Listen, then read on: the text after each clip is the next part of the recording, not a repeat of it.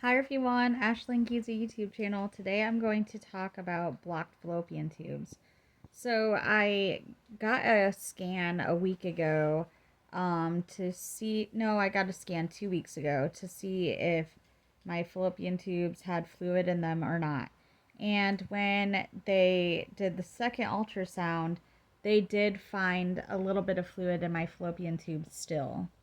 So what they're saying that they thought it was is hydrosulfings. Well, my I have a surgeon that's in North Carolina that unblocked my fallopian tubes in June of 2018. I had Essure coils in my fallopian tubes and I had them removed, and with a possibility of pregnancy. And I did get pregnant 4 times. I lost 3 babies, and then I had one healthy baby boy. He's going to be 4 in October. So, anyways, they, I called my surgeon in North Carolina, told him what my OB thought, and he wanted me to send over the ultrasound scans to him so he could look at it. So he looked at them, he talked with his nurses. His nurse got back to me and told me that they feel that with my history of being able to get pregnant and everything, that they feel that I should still be able to get pregnant. And they also feel that they couldn't diagnose me with hydrosulfings over just like an ultrasound scan. They want to make sure what's going on by me getting an HSG test. Now, what an HSG test is, where they have you lay down, you're awake, but they stick this little like tube thing in your vagina, and then they squirt dye into your vagina, and it goes through your fallopian tubes, and it goes down into your uterus.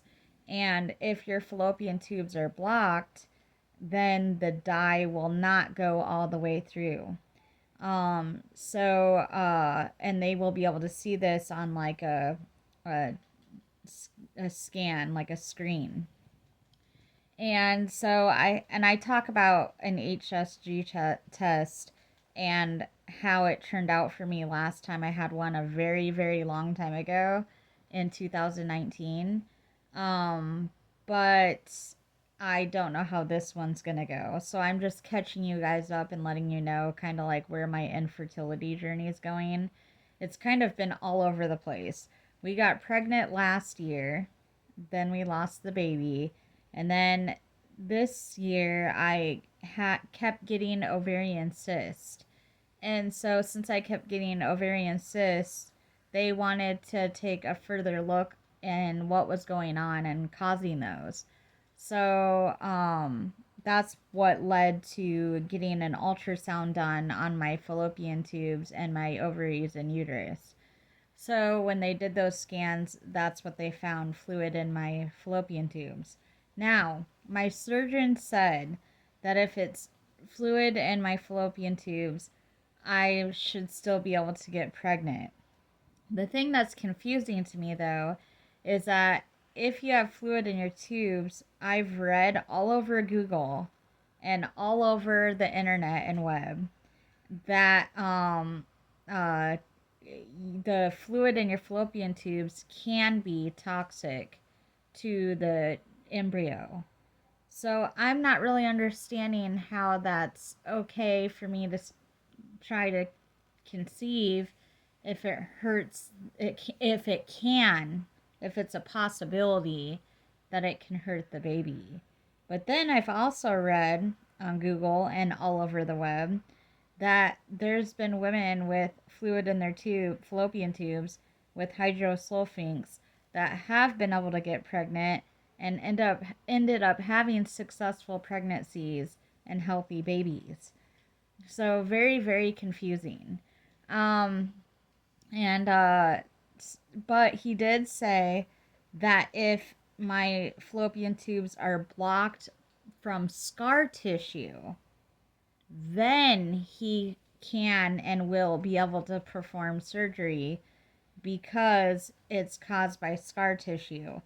Because they do not do, I guess they do not do surgery just because of hydrosulfings.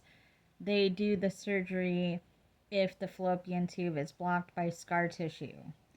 So I don't know where my fertility journey is going. I don't know if I'm gonna do this HSG and the dye won't go through, and it shows it won't go through just because there's fluid there, and then he won't be able to get the surgery, and I'm just like, we're done trying to have a baby. Or I don't know if it's gonna be from scar tissue, and then he's gonna do the surgery. We're gonna plan to do the surgery, and then we'll be able to have a successful pregnancy. I don't know where this is going. So I'm just catching you guys up and letting you guys know what's been happening and what's been going on with this. I don't feel it's over, just because if I was able to get pregnant just last year in 2023, I feel I should be able to get pregnant this year sometime, especially probably after this HSG, because I this is don't quote me, um and disclaimer too. Um I've read in different places, and I've read different women writing that it kind of, if you get HSGs done, it can kind of flush your fallopian tubes out and help with con- conception and being able to clear out your fallopian tubes, so to speak. But who knows if that's true?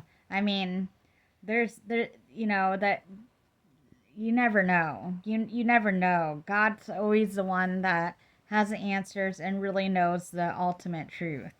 That's, things that you read on the web and some things that doctors know and stuff like that. That's all science. And um, most of the time, science is backed up, with evidence and stuff like that. But miracles and stuff are not really backed up. Not all the time. Some of them are, but they're not backed up with evidence sometimes, and only God is the one that knows the answers to why things happen the way they do. So I we'll see. I don't know. But my next video that has anything to do with fertility slash infertility will be after I get this HSG done. So any other video I'm gonna make prior to the HSG probably isn't going to be about pregnancy or infertility or any of that until I get that done. And that is scheduled for September. So I will be talking to you guys more about this kind of stuff in September.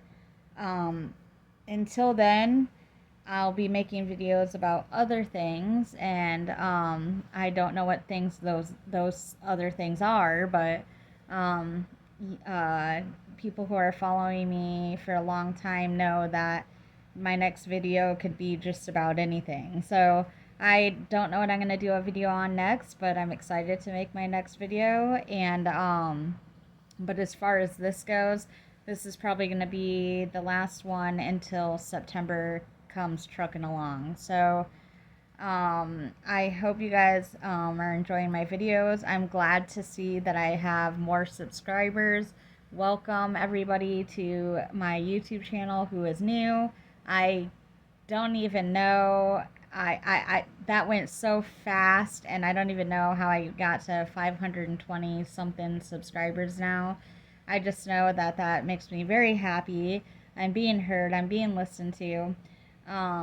So thank you for that. The only thing that I'm not understanding, and I've tried to get a hold of YouTube on this, but they're so busy and have trillions and billions of people that are, having their own YouTube channels and, emails to get back to you, that they're probably never going to get back to mine. I don't know.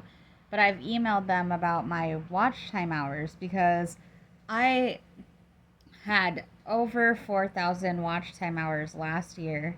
Then all of a sudden, I looked at my YouTube studio, and all of a sudden, my watch time hours just kept declining and declining and declining. Like, decreasing. That's the word. Decreasing and decreasing and decreasing.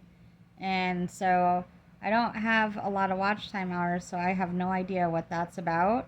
And I guess I won't know what it's about until YouTube gets back to me, if they ever get back to me.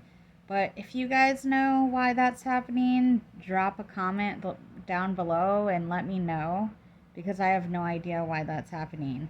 Because I get a lot of views on my videos. Like a video I made the other day about tasting the new Frosty from Wendy's, the new berry Frosty that came out, that got like 400 and something views.